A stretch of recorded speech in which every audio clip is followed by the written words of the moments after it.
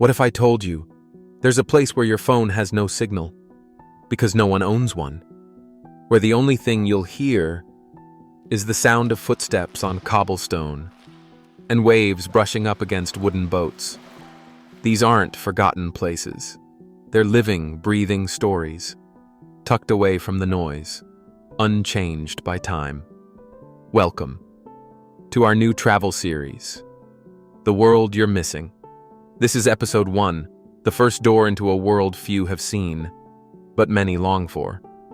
And in case you're wondering, Vagarist isn't just a name. It's a soul, someone who wanders, not for photos, but for feeling. Someone who travels to remember, not to forget.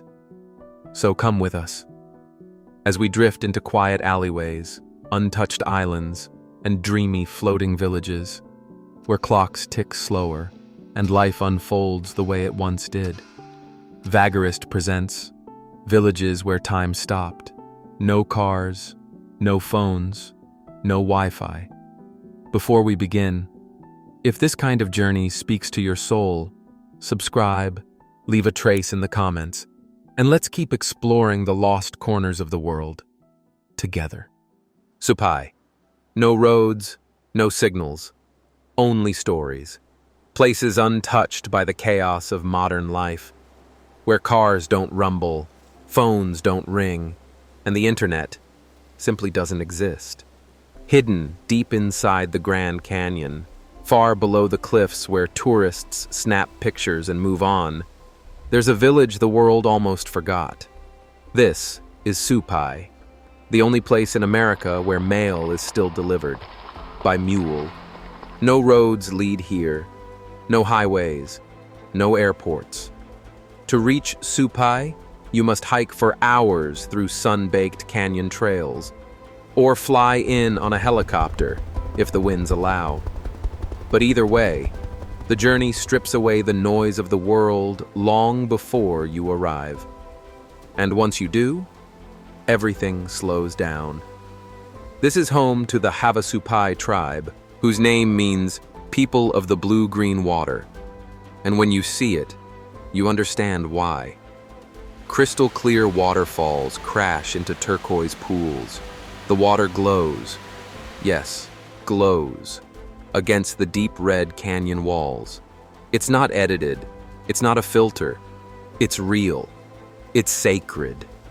There are no cars in Supai, no buzzing scooters, just horses and mules, and the sound of footsteps on dusty ground. There's one general store, a post office, a tiny cafe, no glowing billboards, no phone towers reaching for the sky. If you're expecting Wi-Fi, you've come to the wrong century. But somehow, in that silence, something stirs. Children laugh barefoot in the dirt. Elders sit quietly, remembering stories not written down. Time folds here, not backward, not forward, just still. Supai isn't frozen in time. It just never invited time to take over. And the waterfalls, Havasu Falls, Mooney Falls, Beaver Falls, they roar endlessly, like a heartbeat echoing through stone. They remind you that nature doesn't need an update. It just is. Visitors often say it feels like a dream, but for the people who live here, this is home, a living, breathing part of the earth. One not built for speed or noise, but for belonging. You may come here as a traveler, but you leave with something else, a kind of stillness that's hard to explain. And maybe, just maybe, that's the real treasure buried in this canyon. But here's the question. Can a village hidden from the world stay hidden forever? Or is the clock slowly, quietly, starting to tick? Giethoorn, the village, where time stopped. Stories from forgotten corners of the world, where time simply gave up trying to move forward. Hidden deep in the Netherlands, there's a village where roads don't exist. No engines, no honking, no rush. Instead, There are canals, quiet, winding waterways, and boats that move like drifting clouds. This is Giethoorn, a place that doesn't look real, because maybe it isn't. With its thatched roof cottages, wooden bridges, and flower-lined paths, it feels like a village trapped in a dream. People here travel by boat, small electric ones called whisper boats. They make barely a sound. You glide over water so calm it reflects the sky, and the only thing you hear is the gentle splash of oars or the distant quack of a duck. There are no cars here, not because they broke down, but because they were never invited. And there's something oddly comforting about that. You walk or float. That's it. There's no Uber, no traffic updates, and absolutely no streetlights blinking at you. At night, the village dims softly, like someone turned the world down to low brightness. And somehow, you start to breathe a little easier. Locals tend to their gardens, wave from tiny wooden bridges, and live at a pace that would confuse most of us. No alarms, no deadlines, just days shaped by sunlight and seasons. Even the postman delivers letters by boat. It's not a gimmick, it's simply how things are. Here, digital distractions dissolve. There's no endless scroll, just endless peace. They call Giethoorn the Venice of the North, but that's not quite right. Venice is busy, loud, always in a hurry. Giethoorn is the opposite, a place where stillness speaks louder than anything else. And maybe that's what makes it so unforgettable, because once you leave, the silence stays with you, that feeling of drifting instead of running, of noticing things you've forgotten to see, the ripple of water, the color of leaves, the sound of your own footsteps. But here's the question. As the world speeds up and everything becomes urgent, can a village like Giethoorn stay the same, or is time quietly catching up? If you're still with us, maybe this kind of silence speaks to you too. So why not leave your mark, a thought in the comments, or a memory this place stirred up? And if you're someone who still believes in magic, the kind hidden in old roads and quiet skies, hit subscribe. We're just getting started. Greenbank, the town that whispered itself silent. In the heart of West Virginia's rolling mountains, there's a town where silence isn't just golden, it's the law. This is Greenbank, a village that lives inside one of the quietest places on Earth. No phones, no Wi-Fi, not even a microwave. Because here, radio waves are forbidden. Yes, actually illegal. Why? Because just beyond the trees, nestled like a sleeping giant, stands one of the world's most sensitive ears, the Greenbank telescope. This enormous satellite dish listens to the faintest murmurs from galaxies far, far away. And to hear the stars, Earth must be silent, which means no buzzing smartphones, no Bluetooth, no wireless anything. Life in Greenbank moves like a whisper. People talk face to face, letters are still written by hand, and neighbors know each other by name, not username. It feels strangely warm, like stepping into a time when dinner bells rang louder than ringtones, and news was passed over porches, not pushed through feeds. Even the houses seemed to lean into the hush. Wooden fences, creaky screen doors, and porches where rocking chairs still sway with the breeze. And while some folks might call it cut off, Greenbank calls it peace. Because in that deep, hum-free silence, you start to hear things, not from the sky, but from yourself, the rustle of your thoughts, the rhythm of your breath, the kind of stillness most of us forgot how to feel. And as the telescope scans distant stars for signs of life, a quiet question lingers in the air. If we ever do find someone out there, will they be as quiet, as thoughtful, as timeless as Greenbank? Matavenero, Spain. the mountain village, reborn by dreamers. Tucked deep within the misty hills of Leon, where pine trees whisper old secrets, lies a village that was once abandoned and then brought back to life by dreamers. This is Matavenero.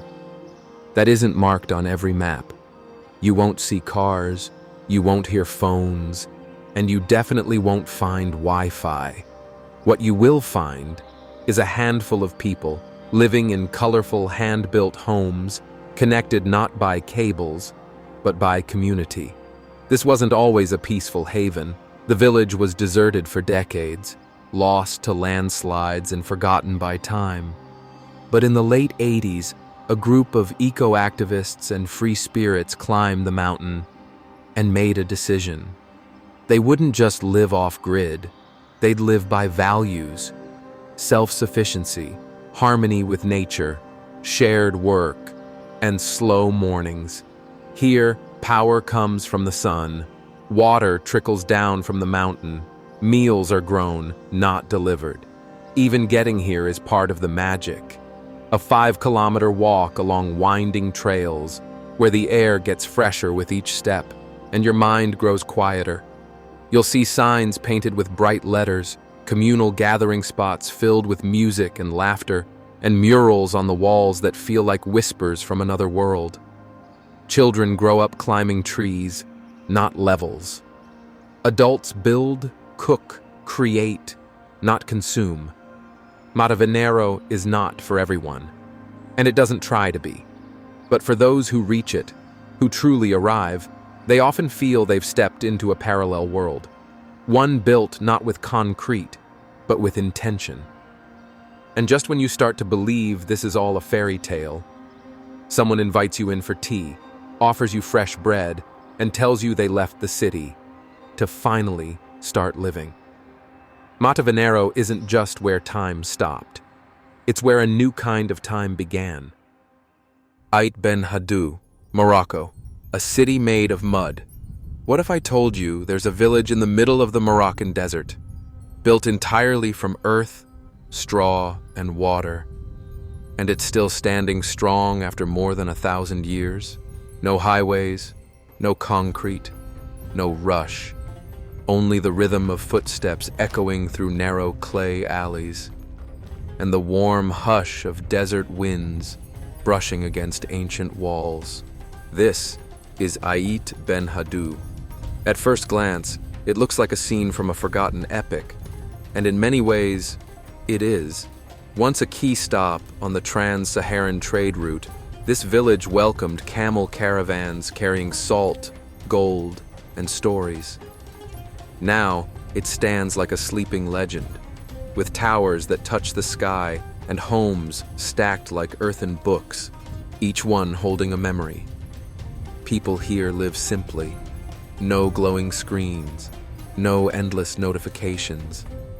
The walls keep out the noise, but they hold in something far more valuable: peace.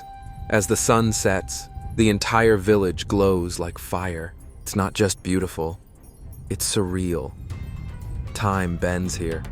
It doesn't feel like you're visiting history.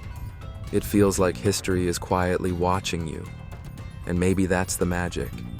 In a world chasing faster, newer, louder, Aït Benhaddou teaches us how to still ourselves, to walk slowly, to listen deeply, to live with less and feel more. So if you ever find yourself here, look beyond the mud walls. You might just find a version of yourself you didn't know you were missing.